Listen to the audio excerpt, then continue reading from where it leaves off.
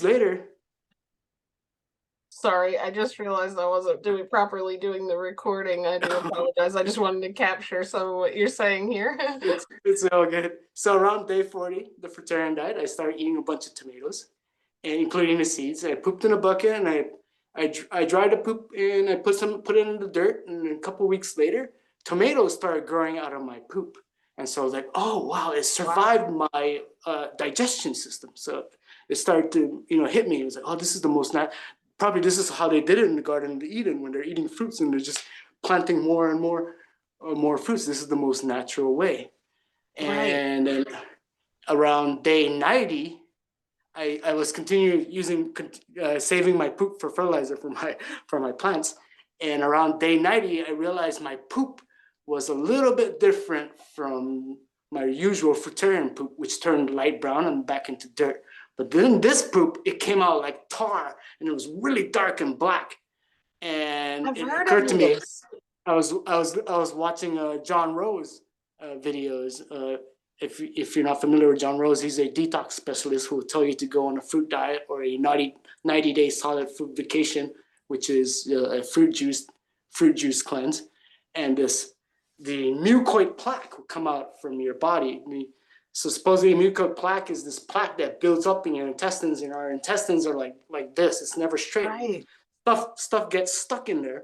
You imagine if meat gets stuck in there and it putrefies, and supposedly that gets us more prone to getting sick. So all this came out like tar, and I was looking at it like, oh, maybe I'm not put this in my garden just yet. And I dried it under the sun, and I noticed the mucoid plaque stayed hard and dark, but my other poop, turned into dirt quickly. And this was after 90 days. Just I'm gonna After 90 recap really days. quick because I like a dummy was not recording this so I could upload it later. In the beginning though, just to recap, so this was 90 days of all fruit, and then this was in 2018, right?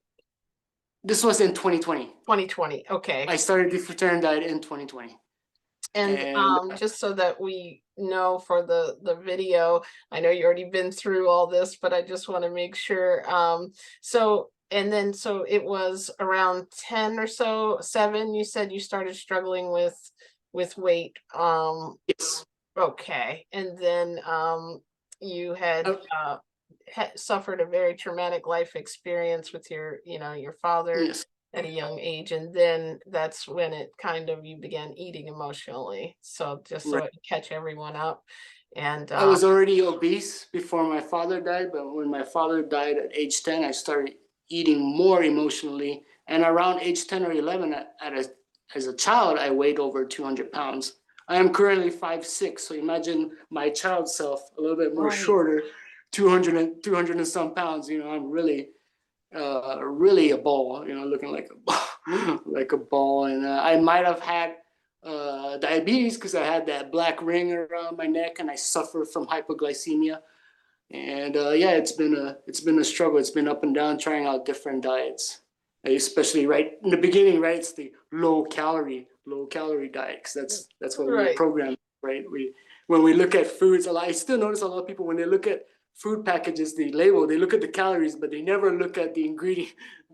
Yeah, that's true, right? We're all fighting calories, and I think that's what we were discussing right before this, the misconceptions we have in the way that we're programmed to have to eat, and he's done you did some fasting, and then when you got into the fruit diet, can you like explain for people who've never done anything like this what a typical day of eating looked like for you?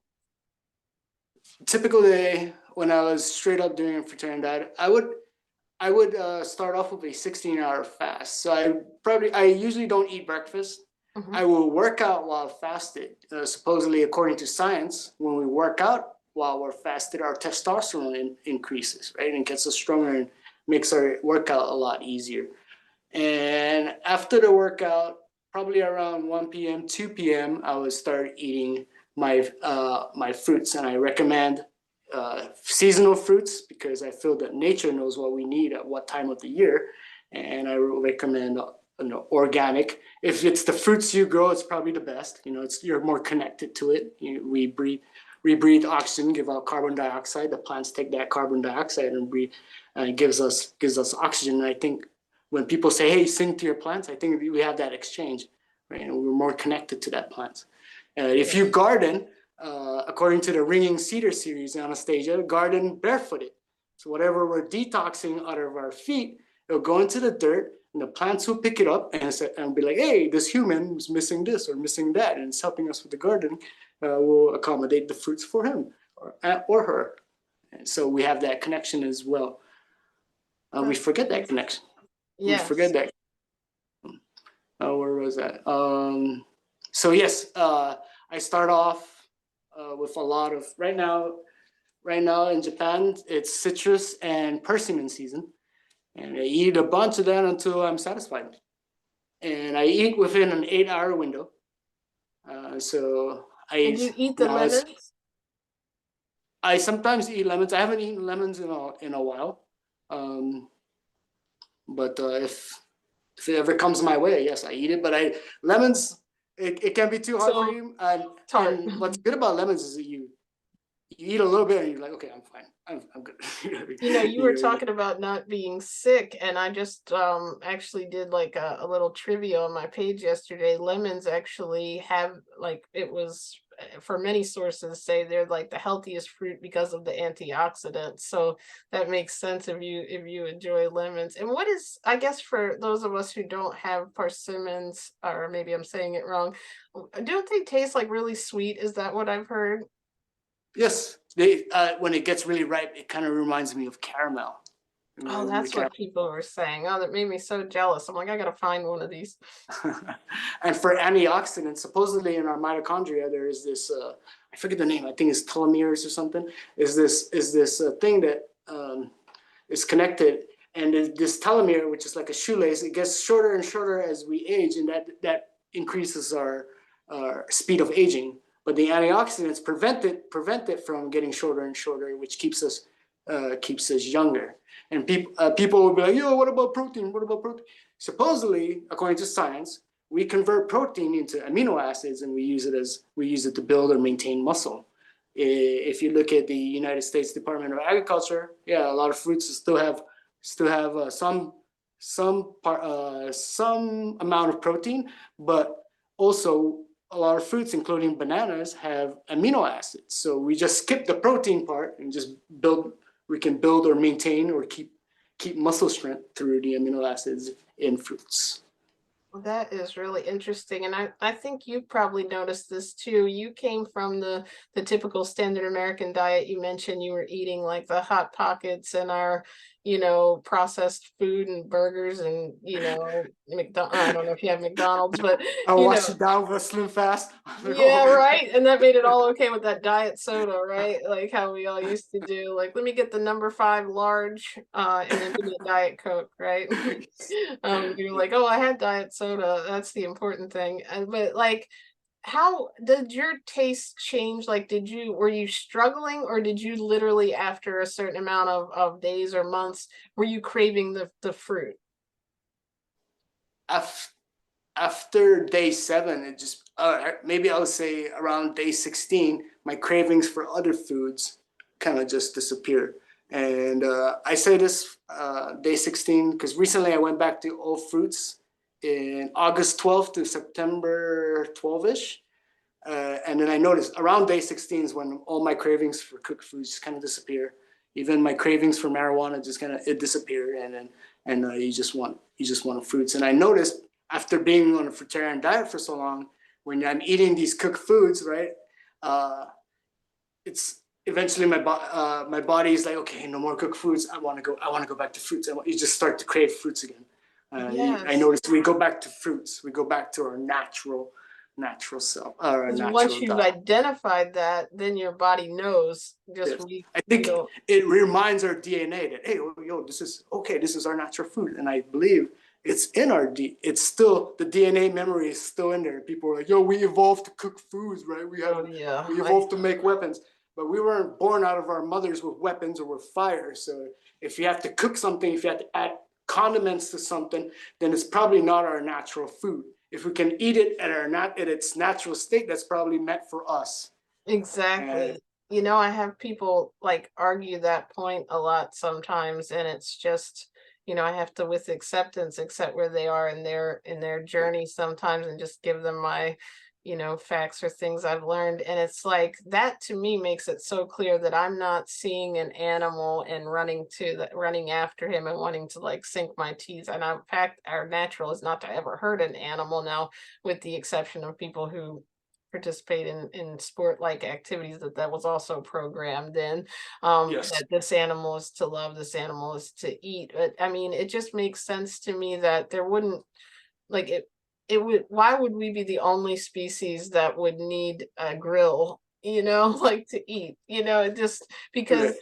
it's like we wouldn't want that unnatural, you know, in its natural state. We wouldn't want to take a bite of an animal. Let's just be honest. Anybody that tells me that, there might be some off the wall person that said that, but I mean, it doesn't, you want it in that pretty little package that the grocery store has hidden that it ever was a being, you know, and like for nutrients though, I feel like so many people are confused that we need it, you know, so they're like, yeah, well, it's like, I wouldn't like to hurt animals. I don't want to participate, but I need it for protein. And my doctor's telling me, which is, you know, frustrating. But we were talking about freeing yourself of that. I would get back to nutrients in a second, because this is something I ask a lot about the vegans. But I go back to the eating of the animals. My theory is that we started eating animals when food became scarce, when we started going through the struggles. In Genesis chapter 9 verse 3, after the great flood of Noah's great flood, I'm assuming there's not a lot of trees left, right? And then Genesis chapter 9 verse 3, God says, okay, you may eat animals, right? He says you may. He said you don't have to, right? Sorry, he gave us a choice, right? Mhm. And he also lowered the man's lifespan to 120 years. Supposedly, like Adam was living up to 900. I think it was Methuselah 999, and Noah was like 600, 700. And yeah, maybe if we start eating a lot of animals the way we do, we'll probably destroy a lot of the nature. And so our lifespan went down to 120 years, which is the same thing the Jainist community or the Jainist teachings are saying, 120 years. If you Google, right, the longest living men, right, not female, recorded in modern records, the average is around 115, 116, which is very close to 120. So like, what else is the Yeah. Bible? Is the Bible saying? The Bible is saying, fasting cures way before 2016, right? And the Bible is saying, our first appointed food was fruits. So it's like, okay, what else is the Bible saying? So I started looking more into scriptures, not just the Bible, but the Quran and the Bhagavad Gita, and in the Japanese scriptures as well. Would you mention, I don't think we were on under the recording yet when you mentioned that verse that you said when you said that God made fruit for us to eat. Yes. Which one was that? It's like this. It's like the first or second page as you open the Bible in Genesis chapter 1, verse 29. When God made man, he then appointed the food of man. After he's saying, hey, we have dominions over the animals, that's Genesis chapter 1, verse 26. He then, in Genesis chapter 1, verse 29, says, this is your meat, this is your food, which was fruits. He says, man, this is fruits. Inside the fruits, there is seeds. So try to eat as much fruits with seeds, which is the most natural. You plant these seeds, it'll grow more trees, and it'll bear you more fruit. This is your meat. So he must have chosen fruits for a reason, And also just to relate, or to bounce off of that too, to make the point that what I was saying is when you look at our digestive tract, it really doesn't indicate opinion. Our fruit moves through our body the quickest, it digests the easiest, it's the least work on our digestive system. And then also it's like that models other species that you know, we're set up in the carnivore, omnivore, and, you know, fruit, what is it? I think I forget the name that they call it for the fruit-based. Frugivore. Yes, thank you. And those three, you know, digestive systems and the way it all works, and like what you were talking about when we first came on, how the seeds even play a part in, you know, the cyclical part of nature. And it's like, when we look at that, it's not really someone's opinion. It might be what we were programmed, or maybe what Yes. in a certain difficult situation we took and ran with it, that there was no, you know, trees, so we had to find something to sustain ourselves. And obviously we're survival of the fittest, you know, all animals would try to survive in any situation, but that wasn't what we're meant to eat. So I feel like, why are we the only species that has an opinion of what we need to eat when everybody else has a specific food that they know? Like, if we were never programmed with all of this stuff and we just came into the world and you let a baby choose what he wanted to eat, he would always choose to eat fruit and the tender leaves, and, you know, and whatever else that we're meant to eat, and it would just be natural, you know. Yes. You know how children get addicted to candy because they like the sweets, and fruits just happen to be sweet. Sweet. If not just our digestive system, but if you look at our 5 basic senses, right? If you see a tree full of ripe fruits with beautiful color, our eyes are meant to see the color, and the fruits tell us when it's ripe to the color, right? And you see on the road a animal carcass. A lot of times, I think we would choose with the beautiful Heck fruit. yeah. And then the Yes. fruit smells great, right? Like peaches and apples, it smells great. So to our senses, okay, looks good, pleasing to the eye, smells good. You look at a carcass on the road, it doesn't on the road, you know, dead carcass of animal on the road or on the ground. It doesn't look too good. You know, it kind of looks disgusting, disgusting, even as a Exactly. child. We wouldn't want Right? that, right? And then Like, the smell is not that pleasing. yeah, like Uh, the meat that is rotting stinks. And in fact, like, meat to me now stinks too. But when I'm in a social situation where I happen to come across, or out in the road where the restaurants are smelling, and it's like, if you, once you get out of that realm of where you were and get rid of those addictions and your right. programming, it really does stink. Like, no matter if it's even seasoned up nice for people, you Yes. know, like. And I try to tell people too, it's like, when you even, like, say you are on a cooked food plant-based diet even, and like a high raw food, when you do cook things, many times it's what you put on it, like the seasoning, because you're Yes. seasoning the meat, because you wouldn't want to eat the real raw meat that's, you know, or the meat the way it naturally is. So it makes so much sense once you come to that conclusion. It's just now making that commitment and letting your body get back to its naturalism. Right. I'm not saying that meat doesn't have any nutrients, but you see like this raw carnivores that kind of just like, you know, like kind of just like going through this mental gymnastic. Oh, this is great. This is great. All right. But well, as we eat meat, I believe our gut microbiome updates, and then that can, our supposedly our gut is our second brain. You hear that quite a lot, and it controls a lot of what we're thinking. So our gut microbiome updates to the gut bacteria that craves the meat, and then it Mhm. calls out for more. And so as we continue eating meat or as we fast, our microbiome or gut bacteria updates, and then we go back to craving the foods. That makes Uh, sense. Also, my theory on gut bacteria and B12 issues. A lot of us Americans, I remember this cartoon called Rocco's Modern Life, where he got his appendix taken out. Like it's normal now, and everybody's fine, right? Supposedly, our appendix hold our essential gut bacteria in case our gut microbiome gets reset, right, through antibiotics or food poisoning. And then the storage, the appendix has the gut bacteria storage and replenish our gut bacteria. And a lot of people, if we get bariatric surgery or this appendix taken out, supposedly, according to science, we have B12 absorption issues. So even people who eat meat, sometimes they have B12 absorption issues. So it's not just vegans. And then I wanted to get back to nutrients part, as modern society, as modern vegans, what science is saying, because of the industrial farming and the big scale farming of the dirt, a lot of our produce that we get in supermarkets is not as nutritious as it was 10 years ago, 20 years ago. A lot of minerals gone down. The B12 is created by bacteria in the dirt.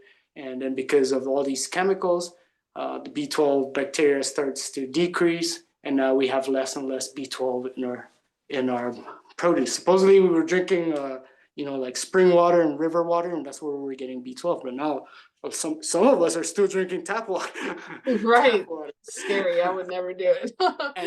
And Did so you drink water? I wanted to ask because I know a lot of fruitarians say they get all the water from the. I noticed after eating cooked foods and coming back to fruits, around the second week, your thirst for water disappears.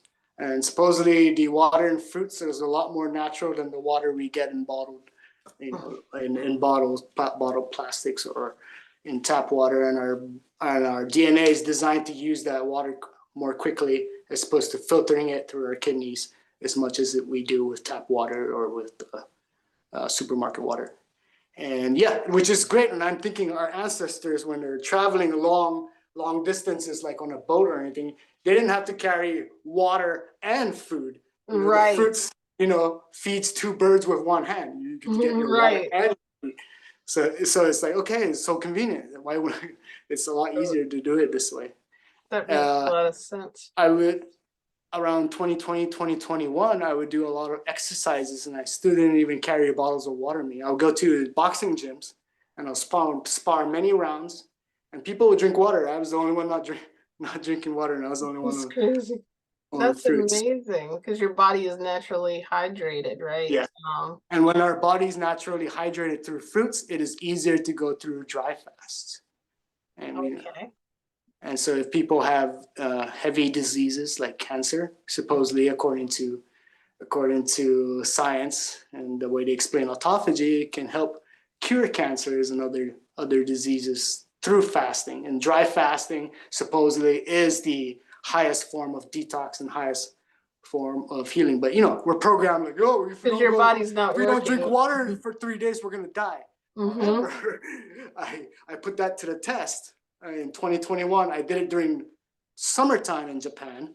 I did a 7-day or 179 hours, which is 7.5-ish days of not drinking water and not drinking or not eating any foods. In 2019, when I was eating cooked foods, I was able to go 6 days. But in 2021, I was able to go over 7 days on just fruits. Before I went on that long dry fast, I ate a watermelon. I was still peeing for days clear. I had watermelon earlier, so I was like, yep, I know what that feeling is like, right? However, now, like watermelons, their roots are shorter. So if it's continuously being industrially farmed and all these chemicals, then the nutrition for watermelons, for tomatoes, for lettuce, for cabbages starts to decrease. And so I would recommend, supposedly our B12 is stored in our body for 2-3 years, according to science. I recommend people go, take some time, maybe during the summertime or springtime, I would say summertime, to go out in nature and eat some wild fruits, because there's more, I would say it's not as messed up as industrial farmed fruits and vegetables. And industrial farming, they use a lot of chemicals, right? So now you're eating these chemicals, and then we need more time to detox it out, which more work for your kidneys or your detoxing system. Yeah, I think it really makes sense that our, where we live, like we house ourselves in our body, and yet we take better care of a lot of material things than our own body sometimes, and we don't realize how we're overworking it with certain things. And I was thinking, I don't remember if we were recording, so I apologize making you repeat things, but it was just so interesting. I want everyone to hear it now that we're recording. We were talking about the mono meals, and that's the way that you eat. And we were saying that animals wouldn't find a tree or our ancestors wouldn't have found a tree and say, oh, I'll take one of these and I'll go walk another 10 miles and try to, you said if they saw a tree full of fruit, they were going to eat it until they're full. And apparently, and I've noticed this myself, when I discovered that, I think it was Doug Graham, I saw a thing about mono meals one time, and he was like making the point of that. And I started eating that way when I eat my fruit throughout the day.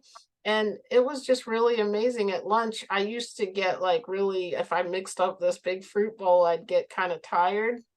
Yes. Not like overly tired, like cooked food tired, but like Right. I just feel like I maybe had overate, even though I didn't really eat that much. But when I started eating the mono meals, I felt energy after I ate, like even better energy. And it could tell my digestion wouldn't get that stomach ache. Like if mix certain things like too much fruit and be like, oh, I got to drink some water. It was amazing. Even within the fruit-based diet, there are some rules if we go back to our natural way of eating that make us even feel better. Yes.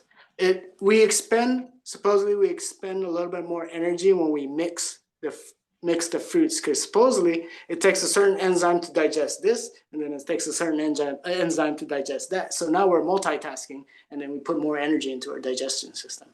And then it's less natural if we mix fruits. For example, our modern fruitarians, we get pineapples, and if we mix it with the winter fruits or with persimmons, where in the world are you able to get both tropical and temperate at the same time and eat it?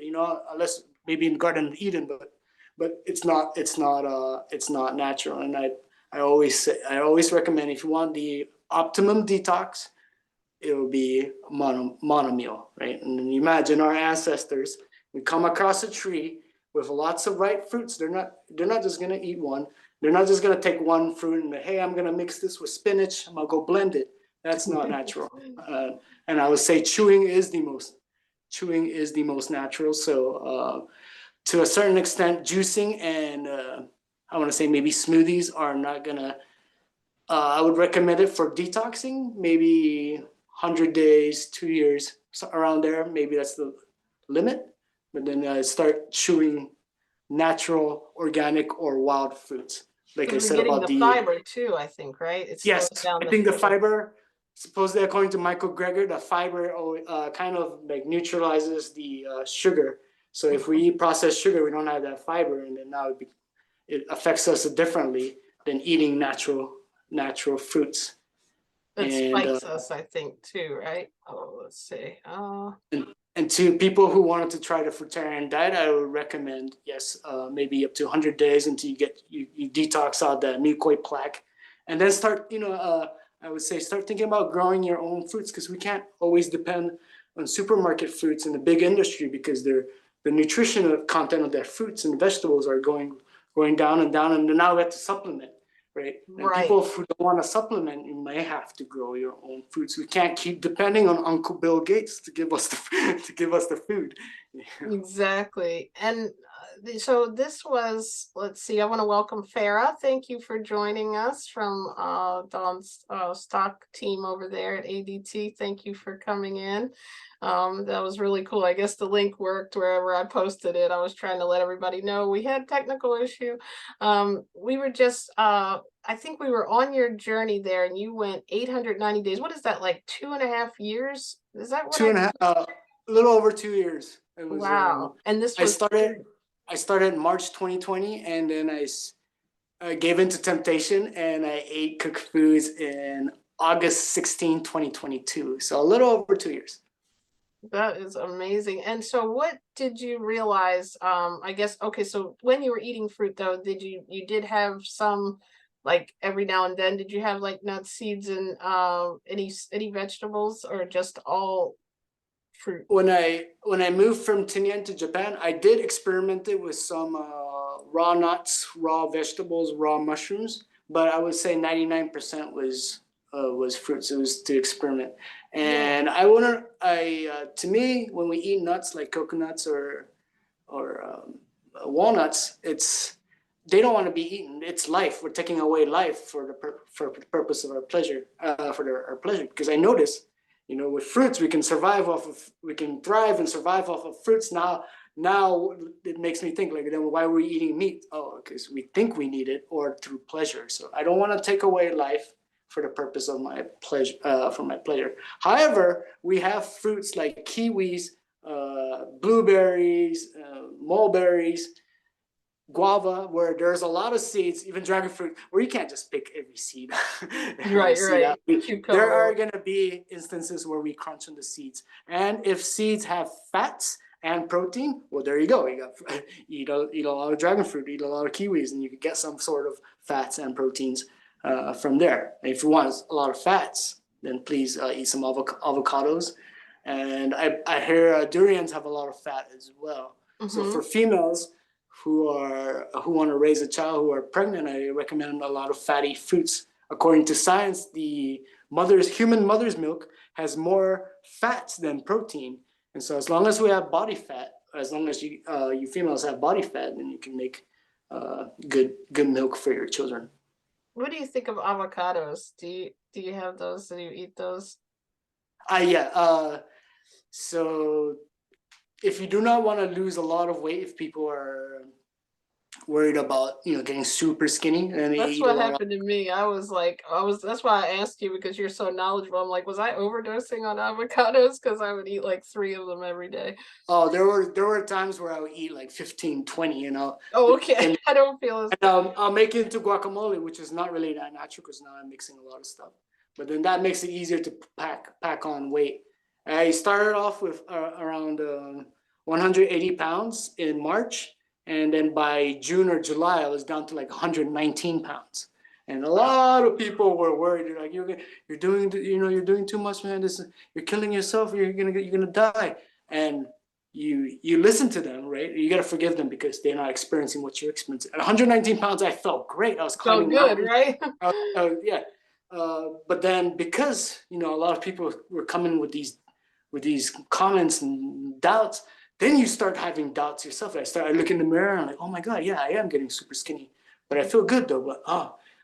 But I might die. And then one day I was riding my bike, and then it's like, you know what? F what other people are saying. F cosmetics and aesthetics. If I feel good, that's good enough for me. And then from there, I think around October 2020, that's when my weight started getting back. So after a certain amount of detox, right?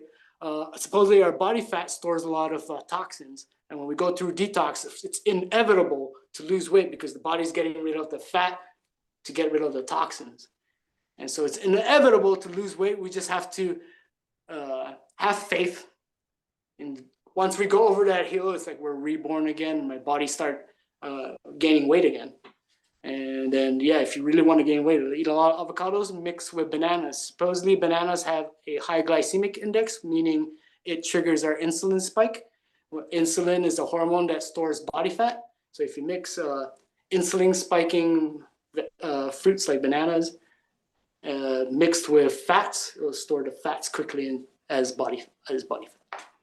Okay, that makes a lot of sense. And it's like, so what did you like experience? I know spiritually, we've talked a lot about that journey of wanting to, learning to do the least harm, and that whole thing of how the fruit plays into what our role is here with the seeds and everything. And then what other health changes? I know you said you had struggled with weight and possibly pre-diabetes. What else did you find, like energy?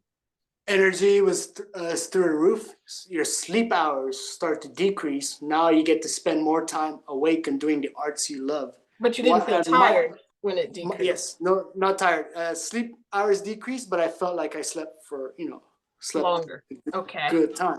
And my theory is that our sleep hours start to increase again when we're eating cooked foods because we're expending a lot more energy to digest it, and then we need a little bit more energy, more time sleeping to rest, to heal.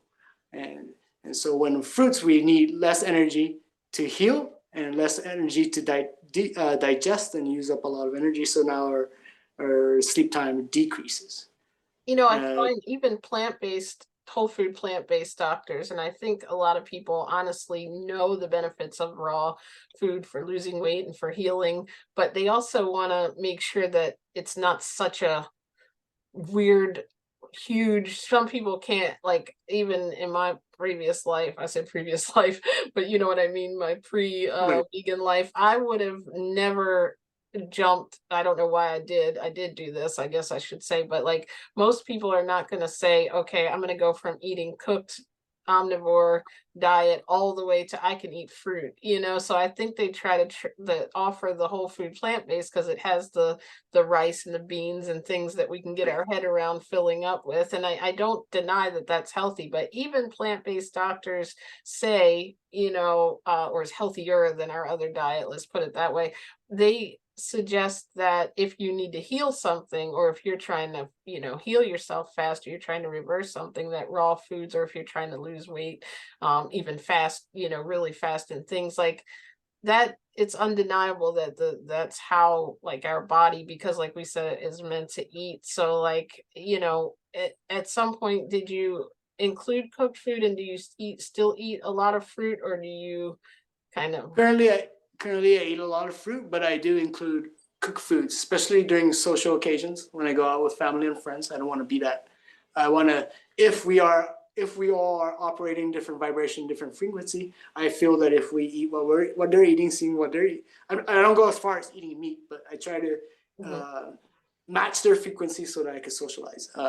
And it's a sacrifice. However, I feel that it's worth it, especially, you know, my mother, she's almost in her 70s, and I Mhm. don't, a lot of good memories of me and my mothers when we go out and restaurants and try, you know, try different foods, or go out together and have meals. And so like, okay, I don't get, you know, I might not be able to spend a lot of time with my mother. Her time is getting short, and she's, you know, she's still eating a lot of junk foods and whatnot. I don't think she's gonna stop anytime soon. I But can't thanks get to my my mom to Fruitarian, change either, don't worry. she's, she started adding more fruits to her diet, which I'm very happy about. However, yes, she doesn't have a lot of time in this physical world, and I feel like, okay, I'm twice as younger, so I could always, after eating these cooked foods, I could always go back to the methods of fasting. I have these secret weapons, you know, the fasting and the fruit diet, or the raw fruit diet, which is very close to fasting, and so our body is able to heal a lot faster than eating, you know, hot pockets or these other cooked foods. That makes And sense. And when you do eat cooked foods, for the most part, unless it's a social setting where you're having some type yes, of and when you do something the eat, restaurant sells, like, do you have like rice and beans, or what is your cooked foods I that you cook? usually have whatever they have available vegetarian wise. Hmm. And when I eat it, I try not to feel too bad. In the Bible, the New Testament, Romans chapter 14, verse 23, if you know it's bad for you, and if you really think it's bad for you, and if you eat it, that's a bigger sin. So try to accept it. Don't think too much, too badly. Mark chapter 16, verse 18. Those who have faith, you could get bitten by, you could handle snakes or drink poison, and you'll still be all right. So have faith. And the mindset, right? It's placebo. A placebo, Yes. our mind is so powerful that it creates the effect of placebo. So have a positive mind. If you raw diet folks are to eat cooked foods, have a positive mind when you're eating it and enjoy it. Yeah, I was talking about on my live stream on Monday, something really weird happened. I did just about 87, 86 days. Maybe I was even closer to 90 days of all completely raw, mostly fruit. And I was looking already for that live stream that night. And I just, to your point, I just couldn't, like, I guess it kind of got to me that my body had changed so much. And I felt so good after 30 days. And then after 45 days, I felt even better. And then all of a sudden I started seeing my ribs, you know, like your bones here in my chest. And like, you know, sometimes as a woman we have a certain like thing Yes. that we're used to, like people, you know, will say, well, maybe that's maybe, you know. And then I started to, like, somewhere along the line, whether it was my brain or something, I was like trying to eat a lot of avocados, and I was trying to, you know, eat like some nuts and things, and I just couldn't seem to like feel like I was getting back to my comfort zone. So I was like, you know what, it was the weekend. I'm like, let's get some lentils and maybe some, potatoes or whatever. And like, you know what, I'm just gonna go ahead and maybe I'll eat one cooked meal a week. You start to like rationalize with yourself, and that way I'll feel healthy, but I can still do mostly fruit. And like, the weird thing is I did that on Sunday, and I woke up on Monday with a terrible cold that I haven't been sick in 5 years, 4.5 years. And I don't know that it wasn't, maybe my immune system, maybe I had felt like, and I cleared out of my supplements, too, for a while. It was just like a cleanse, and I was like, I don't know if maybe my immune system was lessened, or it was the reaction to the cooked food, but I was like, it was so weird. And I did continue to eat cooked food, but now I eat like raw throughout the day and then one cooked meal at night, and I feel like that's given me a little bit of a balance. But I was like, first, I was like, dude, did this cooked food, it might have given me mucus, or I don't know what happened. It only lasted like, it was done. The next day I was feeling fine again. It was just a 1 day, like really stuffy, weird experience. And I was like going around like telling people, I'm like, I can't be sick because I don't get sick. Like, like, because I haven't in so long without any medicine or any doctor's visits or anything like that. And I'm like, it was really a weird experience that first day going back to cooked food. Right. Kind of It like doesn't, ironic. it doesn't feel the same. And I think it may be a combination of your body getting to shock, like, "Whoa, what the hell is this?" Plus your mind being like, "Oh, I gotta eat cooked food. Oh, I'm gonna eat cooked foods. Oh, my record. I Oh, my thought record." about what you said. It wasn't my mental state that made me, and I didn't feel that like when I was eating it, but like subconsciously was I, beating myself up maybe. Also, back to avocado. You notice if you cut an avocado, it looks like a pregnant woman. So I always, hey, if you're a pregnant woman, or if you're trying to have kids, you could use the fat from avocados. And I That's think a good analogy. it's designed. I think it's designed to accommodate With a little pregnant women. belly. That makes sense. And That makes a then lot of sense. I was gonna say about the other things. I forget. You were saying something. And I was like, oh, I gotta say this and say that. But yes, So the back to your story. Enough about my okay. food weirdness. Let's see. I was thinking. Okay. So I talked about the five senses, right? If we follow our five senses, our five basic senses, right? Basic is common, so common sense. We lose a lot of that common sense because of the programming. Through the eye, the fruits will tell us when it's ripe, right? And we have the eyes to see color. Supposedly, some other animals can't see color the way we do. No, like dogs, I don't think can see color. And then we can smell it, and when we taste it, the sweetness, we crave sweetness, like the indigenous tribes in, like, I want to say Africa and in the Amazon. They'll stop hunting because they see a honeybee, and they'll follow the honeybee for that honey because they crave that sugar. She was in, and then it may go back to the Bible. Oh yeah, our hands, we can pick the fruit, and if we eat to satisfy, we could hold some more and bring it back to our cave and give it to our children or whatever, and whatnot. And then what changed? This is going to go back into like biblical theory, but according to the book of Enoch, which was taken out of the Bible, there's these watchers or these angels that fell, and then there was this one fallen angel called Azazel, Prometheus in Greek mythology. He introduced us to fire, right? And then with fire, we were able to make stronger weapons and cook foods, right? With weapons, we're able to go to war, we're able to hunt, and with fire, we're able to cook foods. And so we're able to eat these animals while cooking it. And I'm thinking, the more we use fires to cook foods, we're using the tools of the fallen. And maybe we, the cooked foods are delicious, but we do exchange a little bit of our soul. And maybe that's why they call it soul food. And this is like one of my theories, like, whoa. That makes sense. Okay. Yeah. I love it. We got to get a book out. You don't have a book already, do you? Not yet. You I need to feel write I one. feel there's a lot more to learn. Yes. I write a book. started to write something like 4 years ago when I first went vegan, because you get so excited. You're like, I just want to tell everybody about all this stuff. And I have went on like this roller coaster of a journey where now it's kind of only now just came together, like kind of where like all the stuff I knew about fruit, I now didn't know only maybe 10 months ago. Like I had never even, like my first time going raw, it was all vegetables and like very little fruit, because I was still in the American diet programming of Right. you don't want to eat sugar, and I was just not even eating fruit. And this time around, this 90 days, I decided that's how I can sustain my weight. I can do more fruit. And I just apparently didn't wait long enough, maybe what you're saying now, because I would have maybe sustained weight. But still, it's an experience that like that is still a big part of my life, that I only eat fruit really mainly all through my 90% of the time, because it's like it's such a different feeling than eating raw vegetables even. Feels Yes. right.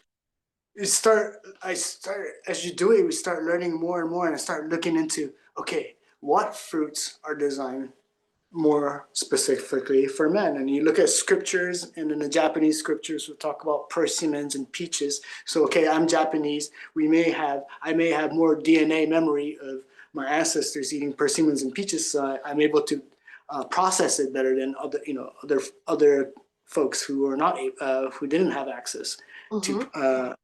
And then I think about stuff like, okay, pineapples. Okay, you see the leaves on top of the pineapple, you put that into the ground and it becomes another plant. So if we eat pineapple and if we don't plant it, we take away that life. We take away its potential for life. And then you look at the pineapple, the seeds are uh, inside the skin, but on the outer layer. So I don't think we're really designed to be eating the whole like the inside of the whole middle part of the pineapple either. Right now, it's hard to chew, and it's really rough, and it burns our mouth, right? If you eat too much pineapple, even if it's ripe. You Um, made a good point, and I didn't know anybody ever thought this, and I've never asked anyone on any of my live streams, but I've often thought, are we supposed to eat pineapple at all? Like, how would someone in the wild even get into that? Like, because I don't right, think I've ever peeled a pineapple without using a right. knife. So maybe that, because it's so like prickly, do you think that we're meant to eat It's it at all? it may be just for emergency, like pineapple. I imagine it's in a hot area, and we're thirsty, we're hungry, we're like stranded on a desert, and we see a pineapple, we take a bite out of it, right? And then the plant uses the rest of the pineapple fruits for nutrients to become another plant. When we take a bite out of it, it falls down the ground, it becomes another plant. So I don't think it wants us to eat the whole thing. Right? That So makes just sense. take what you need.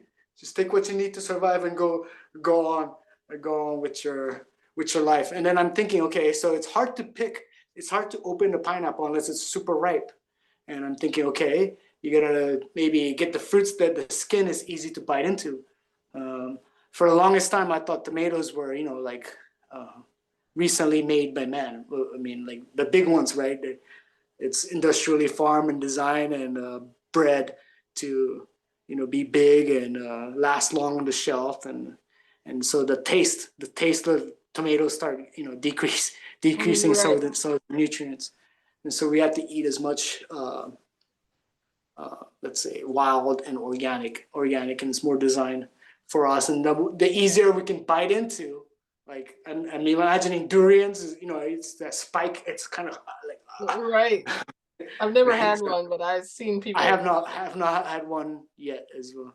And then I think about strawberries. The seeds are on the outside, and I've experimented with mulberries. When we eat mulberries, we end up just crunching the seeds. And I don't Right. think a lot of the seeds survive unless we just swallow them.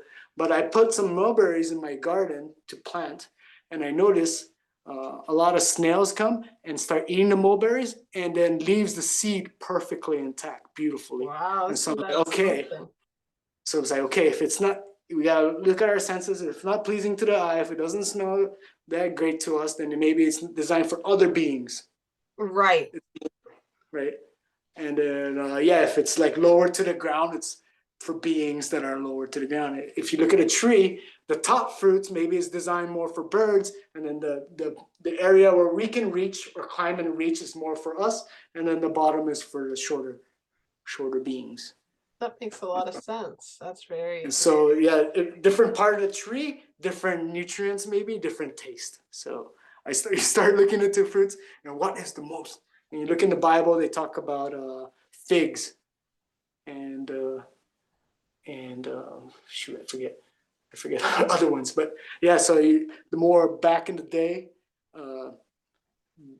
mentioned in the scripture, the more probably designed for us. Supposedly in Israel, they found, the archaeologists found some date seeds that are like 2,000 years ago, and it's still germinated. So it's like, wow. You're kidding. Imagine. Wow.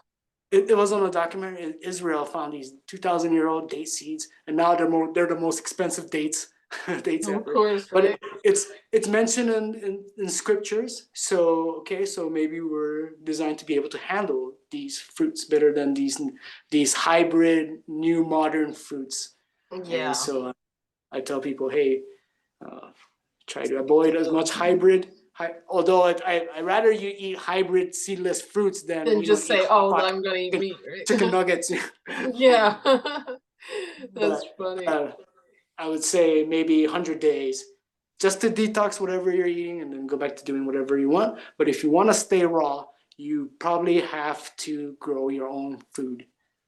And look at the world now. They're making it so there's so much distraction, and so modern society is so busy that we can't even grow our own fruits. And we look down at farmers, right? We want to be lawyers and doctors and car salesmen or insurance. None of us want to be farmers, but I think farming is probably one of the most important jobs ever. Adam was a gardener. He was told to tend to the garden. I would love to be a gardener. Trust me. I need to get to a place where I have some land. But we've tried sprouts and things within the house, and I've seen where you can do the like you can grow things even if you're in a smaller space. Yes. So it's so important for us to start to do that, especially with everything going on, this appeal, the pesticides. If we can't get organic, I know it's still better to not eat them, but it's like it's so scary that they're taking the healthy food and over time it's like, oh, I can't even eat fruit. Like, what's going on? Sometimes I think this is pre-planned by big industry and Uncle Bill.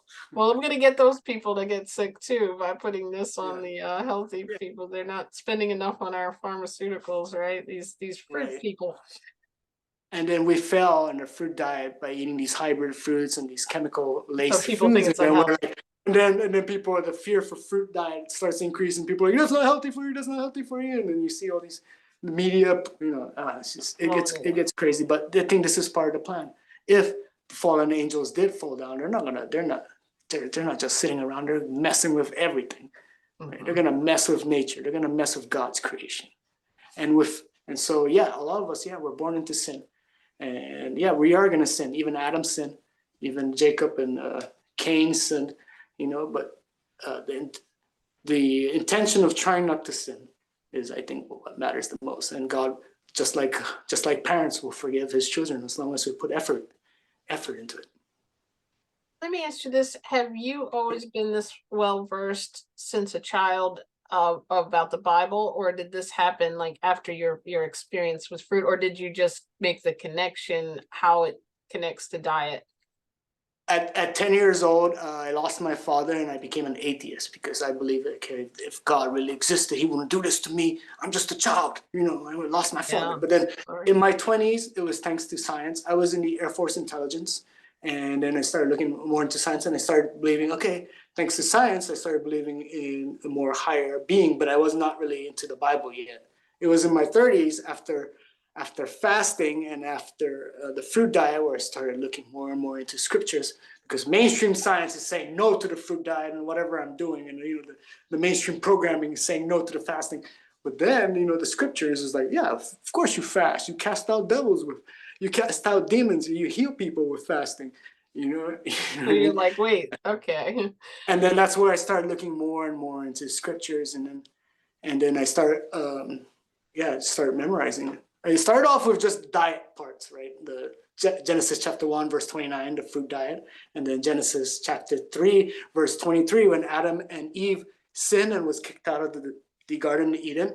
God was like, okay, now you're gonna go. You didn't listen to me. You're gonna get out of the Garden of Eden. You're gonna get kicked out, and you're gonna work the grounds in which you came from to make your foods. And I think that's when the grains and the vegetables came to play, right? And then Genesis chapter 9 verse 3, after Noah's flood, there's obviously probably not a lot of trees left, or fruit trees and vegetables left, so you may eat meat. But in Leviticus chapter 11 and Deuteronomy chapter 14, it tells you which meat is okay to eat and which meat will mess you up spiritually. And then in the Quran, in the Torah, and in the Old Testament, and also the Bible, it says no pork, no Yeah. swine. And so Even people that are not, like you said, not vegetarian or vegan, a lot of people don't eat, or shellfish, right? Like a lot of, yes, and then shellfish. The Leviticus chapter 11, Deuteronomy chapter 14 is talking about seafood. Eat the fish with scales and with fins. Don't eat any other ones. And then the shellfish, it cleans the ocean for us, right? So it has its job. We don't want to eat our ocean cleaner. If you know that it cleans the ocean, if you continue eating now, you're supporting the dirtying of the ocean. that makes sense. I assume you probably know who this is, but if not, this is where I first explored, because previous to that I'd always heard people with religion say God said to eat meat, and this and that. But Minister of Wellness, have you heard of him? He's on Maybe. YouTube. He has a whole entire book now, biblical, I think, or his Facebook group is Biblical Principles of Our Diet or something to that effect. And his name on YouTube is Minister of Wellness, and he actually preaches and relates right to the scriptures how Yeah. we're supposed to eat, and why the regular American diet is like satanic almost, in his opinion. Yes. So I thought that was so Probably a lot of interesting. You're the influence. only other person that knows those verses as well as he can, and he interviewed with me, and so I'll share that with you so you could see some of his, and I'm like, you guys just remind me of each, well, not like remind me looks wise or anything like that, but like your beliefs remind me so much of each other. I'm glad there's fellow brothers and sisters out there that are preaching the same. I imagine if Lucifer or Satan really did exist, this is all this capitalism and the central banking system, the elites are all influenced by these fallen angels. And she was like, when God says you may eat meat, he didn't say factory farm these animals. You have the dominion of, you are supposed to be the leaders. You're not supposed to, they treat them like super slaves. And in Romans, which is the New Testament, Romans chapter 14, verse 20, it says, do not destroy God's creation for the sake of food.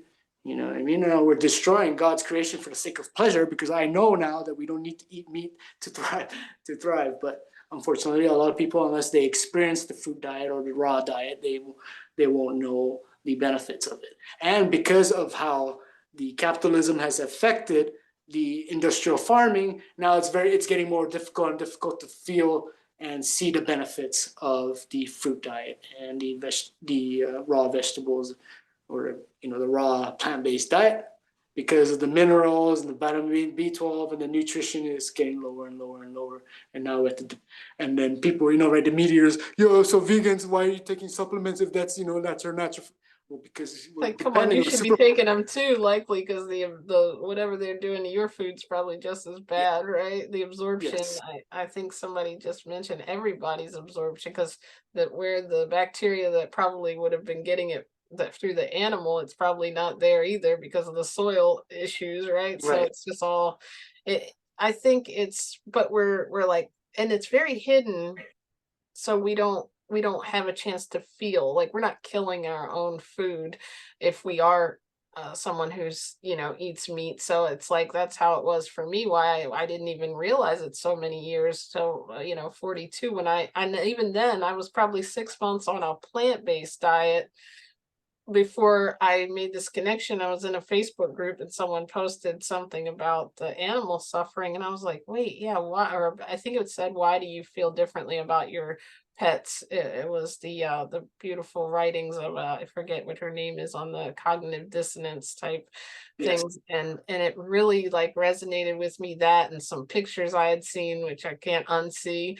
like of what goes on. I'm like, wow, so this is like really closed off. And I think you'll be arrested if you ever try to go into a slaughterhouse. And like, I know I had interviewed Bobby Sudd, who does the vigil pictures and things. And it's really eye-opening when you kind of make those connections, and it makes you feel almost like, wow, like you said, you just don't know how to say it because you don't want to make people feel bad, but all you can do is present your own, story and journey. And I can't Right. ever, I love people. I mean, everyone I know is not someone who wants that to happen. And they're just like I was, where they just weren't connected yet to this whole thing, how it comes to health, or not ready to take that, that journey yet. But it definitely is something that I feel like the positive we stay and the more we get the information out there, people are going to realize that they don't have to suffer with their health Right. concerns. And also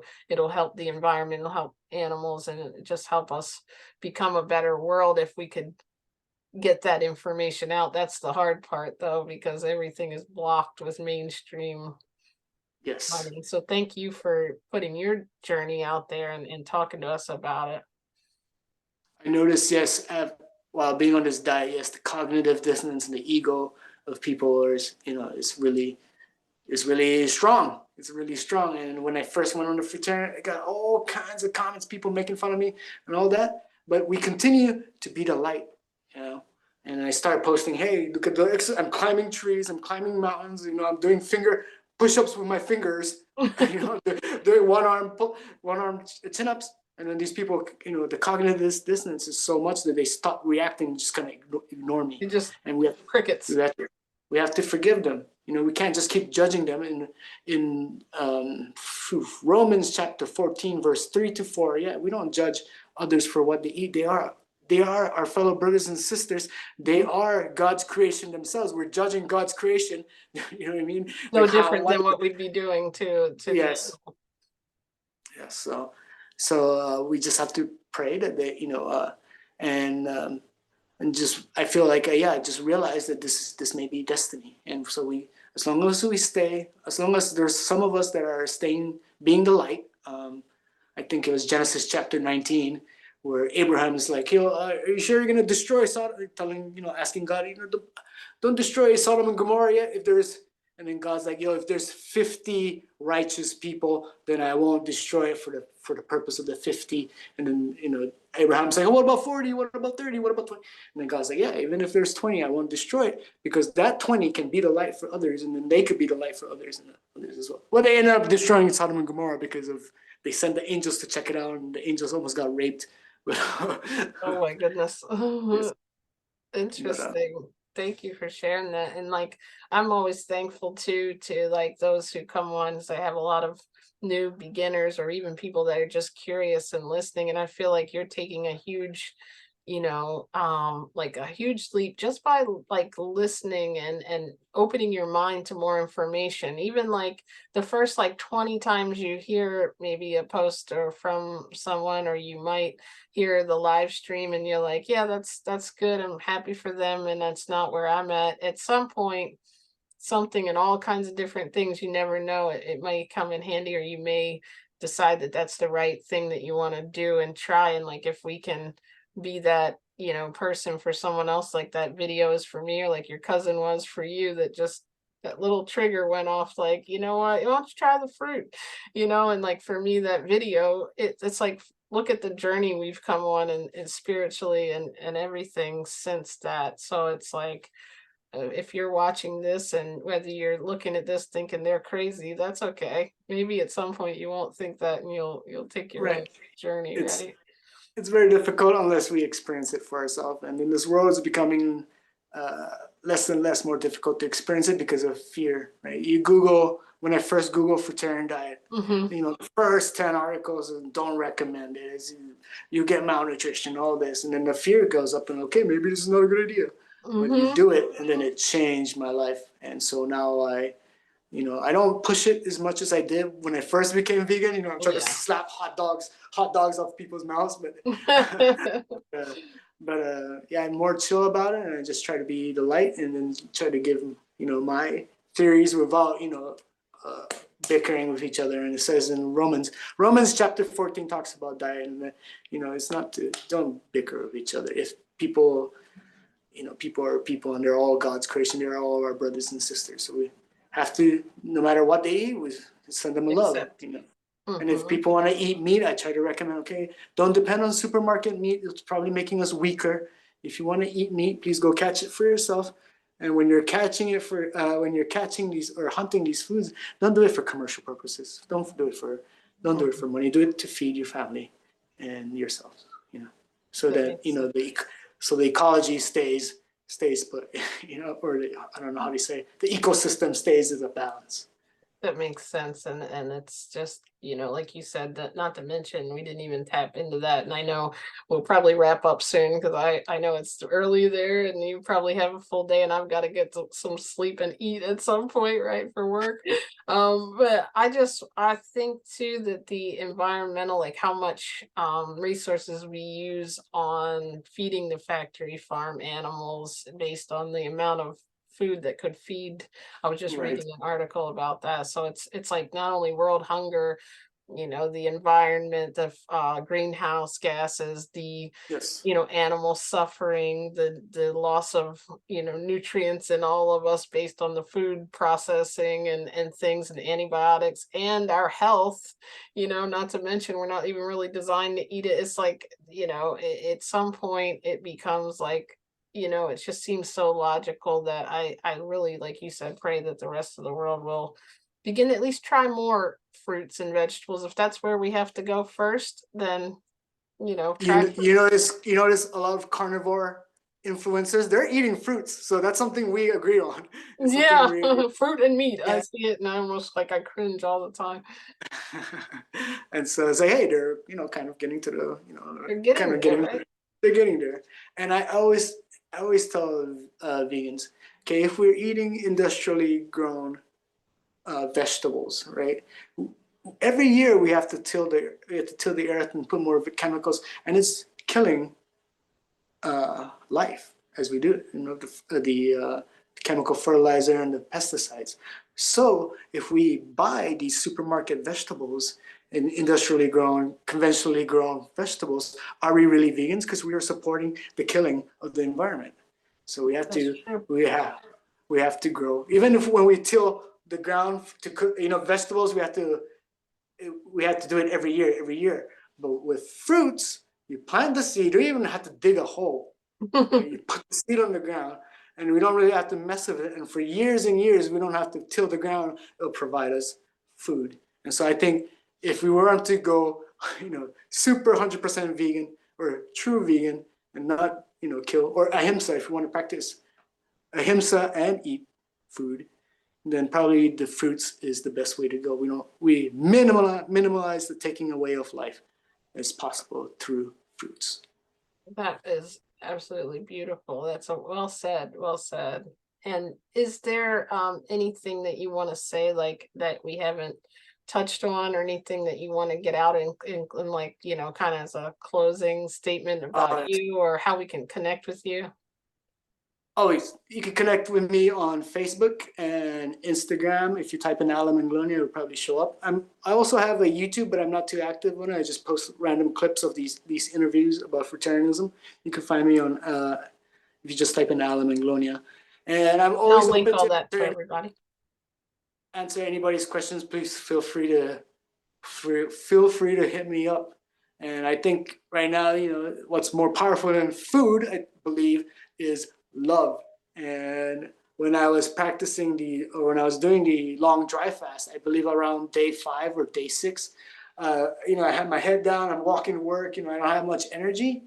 And then I see some folks, this was 2021, so people were still wearing masks and people were still going through that pandemic. And I seen some folks without masks, so I'm like, oh, folks, I go and talk to them, and as I'm talking to them, my energy level went back up. So I'm thinking we're all energy balls, and we can share.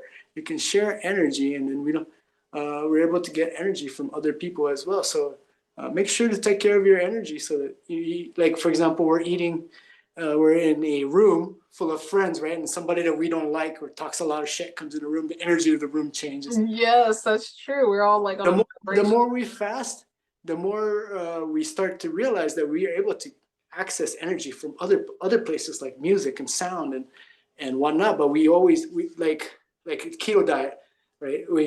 We depend so much on carbs that we forget our bodies forget or get less efficient at processing fats. Now, if we're eating 3 meals a day, our body gets less efficient at getting energy from elsewhere, from the sun, from nature. And you notice when you dry fast, the energy changes when you go into nature or when we talk to people we love, And I think love is very powerful. And I don't care if you eat meat or eat vegetables or eat Hot Pockets. As long as we have love, I think the world can be a better place. That makes a lot of sense, and it's such a good message, especially now where things, since the pandemic, even though that could have brought us the together. Pandemic, the vaccine, the Israel situation, the Ukraine, they're separating us. They're trying to separate us. And in Ephesians chapter 12, where it says, we're not to be wrestling against flesh and blood, our brothers and sisters, but against the what was the word?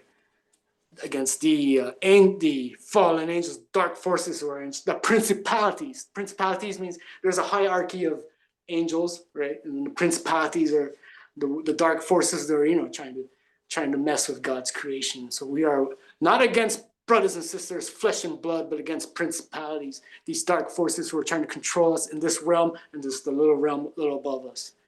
That makes sense. And don't be bickering or get into confrontation with your brothers and sisters, because that's probably exactly what they want, if they exist. I'm not saying they, some people believe in science, so they're like, well, I'm just saying if they exist, you would think, right? Big industry and these dark forces are just trying to get us separated and trying to get us all messed up, fighting with each other, distracted, and then they're controlling us. They're probably like pro wrestling, They're both, the top. They're looking like they're fighting each other. At us. We're the fans, you know what I mean? We're fighting each other because our pro wrestler that we like. Our team, right? Yeah. Yes, that makes a lot of sense, because the more you can buck people up against each other, the more you're not seeing the system that is really creating the havoc on both of them. Like it would like, that's a good analogy right there. Like wrestling is kind of a pre-planned, type of thing. Like, I guess my thing is also, you have to be careful, like, in a lot of situations, it's like, I feel like people think, and we want to believe that the government and everybody wants to do good and wants to take care of us, and we believe the first bit of information and doctors that we hear, and like, not that they are meaning to do anything necessarily, but there is an agenda that we have to realize, and the more we separate ourselves from that and like really open our eyes and allow that other information in, then you can choose to believe what you want. But you'll find that this makes way more sense, like for me, than anything ever did in my life. It was kind of like I'd been in these blinders, and then I awakened of like, wow, okay, yeah, I think I see what's really going on. And I was so caught up in shutting off other information that I didn't even see this out there for that many years. Right. Hate blinds us. So I think, a lot of these things try to bring a lot of hate into us. And you got to remember too, hospitals are a business, and the doctors are just doing what the sponsors and then the universities that are sponsored by this big industry are teaching them. So they're not really bad people. Some of them are not really bad. They're just, thinking that what they're doing is the right thing. And so we have to forgive them. And then if the government really did care about us, how coronavirus, shut down the economy, shut down a lot of stores. And then if you look at, there's more people dying to diabetes and cigarettes and, heart disease than the coronavirus. If the government really did care about us, why don't we, you know, shut down McDonald's. Why don't they shut down McDonald's and fast food and all these? Exactly right. They really did care about us, you know. You heard it from Allen right here. That makes a lot of sense. Well, I really, really enjoyed speaking to you, and I thank Yes, you, and thank you, thank you very Farah, much. for joining us. And I'll have the replay out on this on YouTube too. Yes. And I'm really blessed to have gotten to know like all of your knowledge and your, you know, the really like big understanding of the biblical like principles that guide the dietary part, and like your just your message about love and being accepting of each other and not judging each other. So that's really beautiful, and I'm happy for your healthy journey too, you know. I don't I'm know, glad we didn't do you give give up. out your age I'm at glad we all? didn't give up trying to get online. I know, right? Yeah, we had a Oh, struggle there. I think it was probably like 30 minutes we tried with tech support, and that link just didn't want to work for your like whatever was going on. It was either the phone or the link or the browser. We just got like, let's just go to no, then we tried Facebook. And then Facebook yes. was giving an issue. It was Oh my goodness. buffering on me. This So I was like, let's just go to Zoom. I know that. this may be a coincidence, but I had a live with a doctor and another vegan, and I mentioned Bill Gates, and all of a sudden my sound goes off, and I get kicked out of Instagram Live. Like, Oh my maybe, gosh, are you kidding me? it may be Oh coincidence. wow. Yeah, maybe it was good that we had no control, so I could sneak this up before they get to it with YouTube, right? But thank you. I'll send you the finished product. It might take me like maybe until hopefully I can try to get it done throughout the day, but I also work at like a day job, so I have to like do it in my like between the calls, and that's like my passion. I'm doing my videos, and Yes, then I'm like, oh, I have to take a call, you know. So I'll have it done. It just takes a little while to edit it, but I'll definitely get it to you please by take your time. the I'm excited to get it out there though, so I might be working on it like nonstop. But Awesome. tomorrow, if you're free, everybody, hopefully the link will work. We'll be with Dr. Furman tomorrow on YouTube. So definitely try to check in if you're awake. And thank you for joining from so far away too. I know it's like tomorrow. I just talked to my first guest from the future. Message for the future. But really, truly, you are advanced like that. You're definitely speaking from the future. Thank you And so Dawn, much. I'm sorry you couldn't make it if you're listening to us. Thank you. I know you would have enjoyed all the talk about the mind and fasting and love. And so we'll hope you'll join us again, maybe, and we can all have a conversation at some point in the future. Yes. All right. Yes. Well, thank you. And I don't know what else. Anything else you want to say, or should I go ahead? Oh yes, I'm just gonna repeat what I said earlier. Please, anybody, feel free to hit me up. I don't charge for any of this information. I don't charge for any of the counseling or anything like that. If it's gonna benefit, if I feel that it's gonna benefit mankind, I'm not gonna put a patent on it. I'm not gonna charge anything. I'll give it out for free. And yeah, I do have a day job that I would charge. That I would charge. Yeah, same here. I don't charge. I don't have any But stuff like monetization, this, but stuff like this, I feel like if it's going to help mankind, then I will not charge, and then the payment will come later on, not through currency, like the modern currency, but I feel like later on the reward will come through. Another good example was when I came to Japan. I was stuck in Tokyo for 3 or 4 days until to my company boss had one of his employees give me a ride back to this city where I'm at, which is like 7-8 hours from Tokyo. So I had to spend like 3 or 4 nights in Tokyo, and this hotel that I booked, they gave free breakfast. And then at that time I was a fruitarian. There's some things that I cannot eat, or I didn't want to eat. And so I gave it to the homeless people, right? I'll go out, look around Tokyo for homeless people, and I'll give that to them. that's so And nice. I don't have any bank accounts. I shut down all bank accounts. I feel that they're evil, satanic, and so I only carried cash with me. And then I think around the second or third day, I dropped my money, Oh, and I was like, at first I'm like, oh, what am I gonna do? But then I think into my head, okay, I hope some single mother with kids picked it up and now bought the kids some school supplies. All right, I'll be fine. right. I think I'll be. I used to be in the military. I think I'll be able to survive one day, in the Yeah. streets. But then the the hotel staff knew I was giving the free food to homeless, and he's like, "Sir, you know what?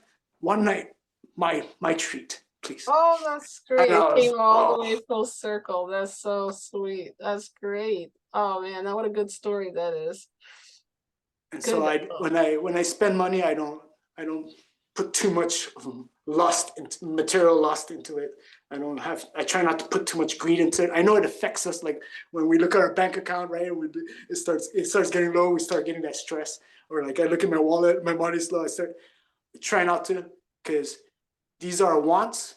Just know that the good Lord will provide us with what we need. So just have faith and live with faith, live with love. In Galatians chapter 5, verse 13, chapter 5, verse 13, we are, brought into this world to be free, but do not indulge in the flesh, but serve others with love and with humbleness. And then Mark chapter 10, verse 45, just like Jesus came to this world, not to be served, but to serve. So, serve with love and That's serve. beautiful. Thank you. I definitely needed that this week for a lot of reasons. And I can't even to go into it because I won't share all my details, but that was very powerful and I love that. Thank you. Thank you for sharing that. And Ferris said, thank you both. I've really enjoyed this evening and learning about eating healthy. I'm happy that you were here, and definitely contact Allen or me.